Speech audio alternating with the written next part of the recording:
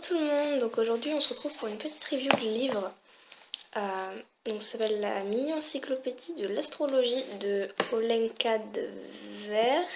Il y a deux E, je suppose que je l'ai mal prononcé. J'avais envie de la faire parce que déjà je me suis rendu compte que j'avais pas fait beaucoup de reviews de livres alors que ma bibliothèque commence à s'étoffer tranquillement. Donc je me suis dit que c'était dommage de pas en parler du tout. Et ce bouquin-là, c'est une amie qui me l'a donné, puisqu'elle ne s'en servait plus, je pense. Et il faut savoir qu'il est très très vieux. Donc déjà, il est édité où? Je sais même pas si j'ai réussi à le trouver la dernière fois. Donc on va regarder à la fin. Donc imprimé à Berlin pour France Loisirs. Okay. Donc France Loisirs. Visiblement, il n'a pas été édité ailleurs. C'est ce qui est marqué sur le livre en tout cas. Il est super vieux, il date de 1000...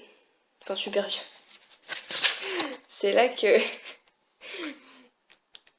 bonjour ceux qui sont nés avant ou vers cette époque-là, mais pour moi c'est super vieux parce que c'est 10 ans avant que je naisse.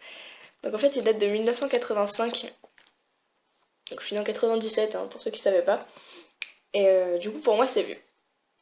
Et donc ça se ressent pas mal dans la manière dont ça aborde l'astrologie en fait. Parce que... déjà je vais vous montrer la couverture parce qu'elle est super mignonne. J'aime bien les trucs comme ça un peu anciens. J'ai pas regardé d'où elle venait par contre. Je t'avoue que j'ai pas beaucoup préparé la vidéo, j'avais juste envie d'en faire d'un coup. Et oui, donc ça part ça parle des signes en fait, bêtement. Il y a toute une liste de signes, donc là par exemple j'ai mis le Capricorne. Je vous ai préparé la page parce que c'est mon signe, alors du coup ça sera plus simple. Et ça reprend les signes un par un en expliquant un peu comment fonctionnent les personnes de ce signe-là. Quels sont les symboles, ce qu'il apprécie, quel objet correspond à lui. Il y a même tout ce qui est habitation, les défauts, les meilleurs atouts, handicaps, comment il est au niveau des dépenses, de l'amour, des vacances, ce genre de choses. Donc je pense que ça se veut assez complet, vu que ça parle vraiment de tous les signes et ça essaie de parler... ça parle du signe en lui-même, il y a tout un truc comme ça. Et après, ça part sur du plus précis. Donc je pense que ça a été vraiment voulu comme un bouquin de référence pour comprendre son signe. Sauf que c'est assez à l'ancienne en fait. Et ça se ressent pas mal dans la manière dont c'est écrit. Et dans la manière dont c'est présenté en fait. Donc là, il y a par exemple pour le Capricorne donc les dates du 22 décembre au 20 janvier. La planète dominante Saturne, planète en exaltation. Je ne sais pas ce que c'est exactement, vu que je ne m'y connais pas du tout en astrologie. Mars, planète en détriment de la Lune et planète en chute Jupiter. Donc je pense que ça doit avoir des sens pour ceux qui s'y connaissent, mais personnellement je n'y comprends rien du tout. Et ensuite il y a toute une description sur l'ascendant ou le soleil dans le Capricorne. Donc si vous êtes du signe du Capricorne comme signe solaire, donc c'est ce qu'on définit. Enfin, quand quelqu'un dit je suis Capricorne ou je suis Sagittaire, je suis Cancer, En fait, c'est le signe solaire dont on parle. Ça, par contre, je sais. Donc là, ça parle de tout le signe solaire et ça a découpé ça un peu à l'ancienne. Il y a l'homme, la femme et l'enfant. Je trouve ça assez bizarre de découper de cette manière-là parce que c'est... je sais pas, je trouve ça vachement arbitraire. De dire l'homme Capricorne est comme ça, la femme Capricorne comme ça et l'enfant est comme ça. Enfin, après tout, l'enfant c'est un homme ou une femme en devenir, et puis du coup ça marche pas pour les personnes neutres, mais bon, à l'époque, je suis même pas sûre que ça existait. Enfin, que c'était reconnu, d'une manière ou d'une autre. Et du coup, déjà, c'est plutôt arbitraire. Moi, je me suis reconnue dans les deux, parce qu'on a tous une part de masculin et de féminin, et du coup, je trouvais ça un peu bizarre avant que je vois que c'était écrit en 1985. Parce que je regarde la date des livres après les avoir lus, je suis assez spéciale là-dessus. Et alors bon, enfin, pour moi, les descriptions étaient relativement parlantes. Après, ça dépendra des gens, de la manière dont c'est fait et tout. Enfin, Moi j'ai vu des rapports avec la manière dont je suis moi, mais ce sera peut-être pas le cas de tout le monde. Ensuite ça parle des décans.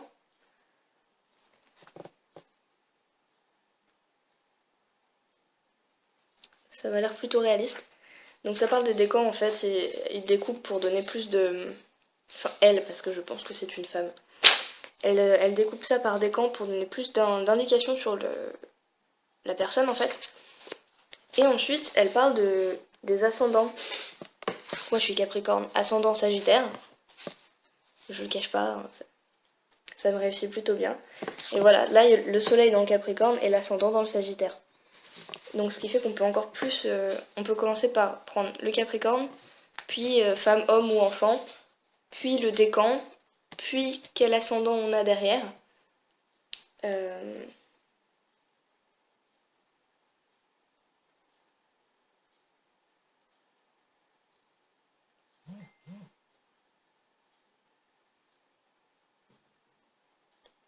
Ouais, là par contre ça se découpe pas du tout.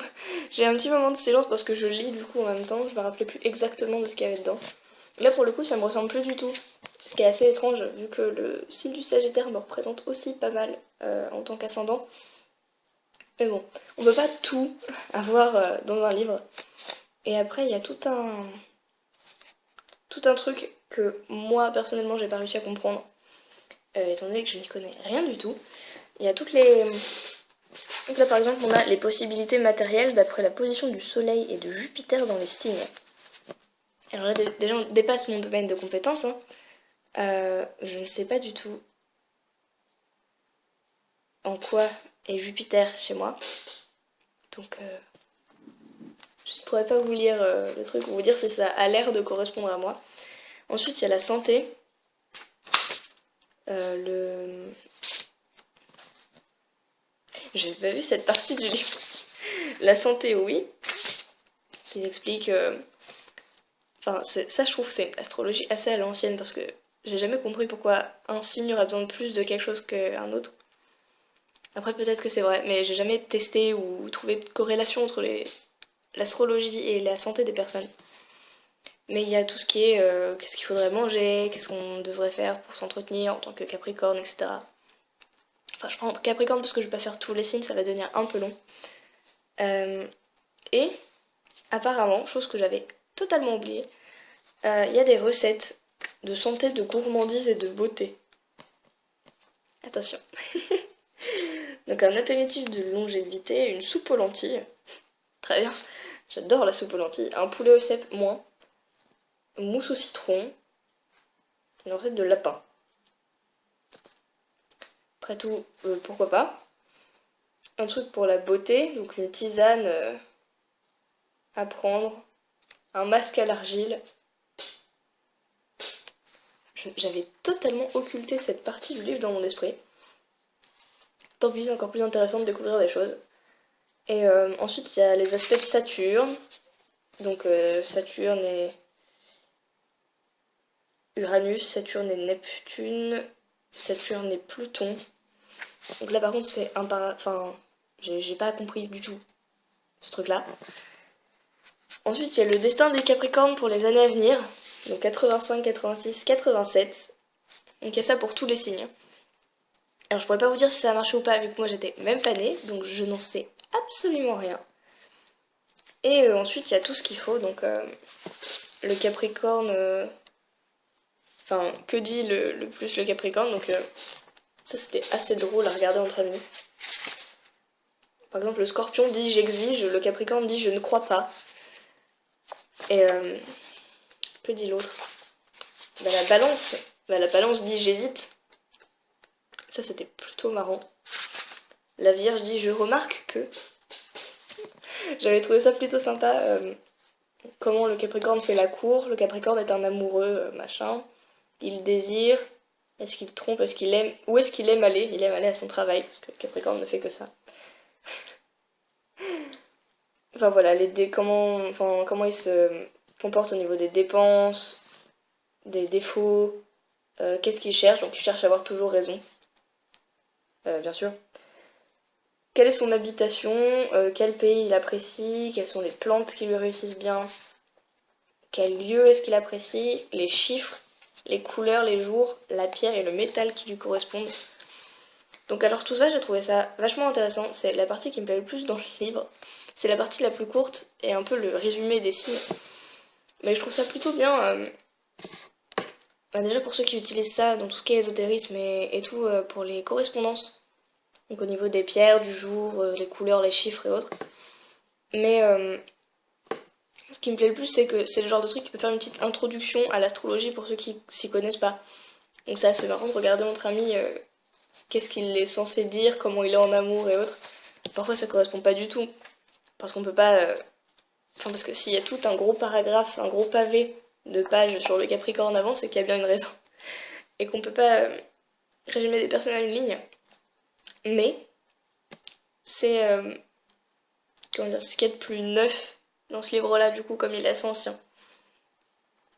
Pour le livre en lui-même, il est plutôt bon. Enfin, plutôt bon. Plutôt bon, c'est ce qu'on recherche, c'est un ensemble de signes astrologiques avec des informations sur le signe en lui-même et une manière de se comprendre, de comprendre son signe à nous et de comprendre comment il peut influer sur nous, comment influe l'ascendant, le décan et autres. Mais je pense que c'est un livre qui aurait beaucoup plus de potentiel dans les mains de quelqu'un qui connaît quelque chose à l'astrologie. Typiquement, c'est le premier bouquin que j'ai dessus. Je connais mon signe, mon ascendant, mon décan, et ça s'arrête là. Je m'y intéresse petit à petit, mais comme je suis plutôt du genre à tenter des trucs au lieu de les apprendre, c'est beaucoup plus compliqué dans une comment on appelle ça?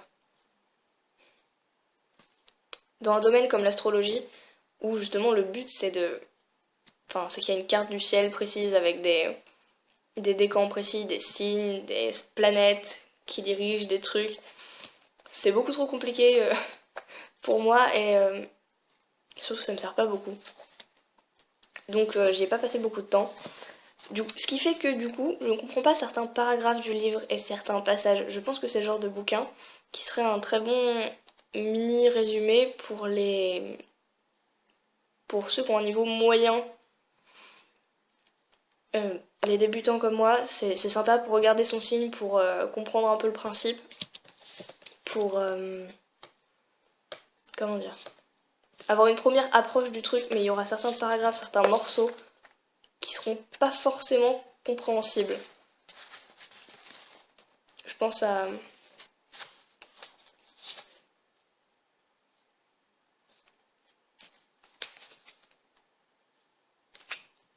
c'est quoi ça? Voilà, je me perds même dans les pages, ce qui est assez pratique.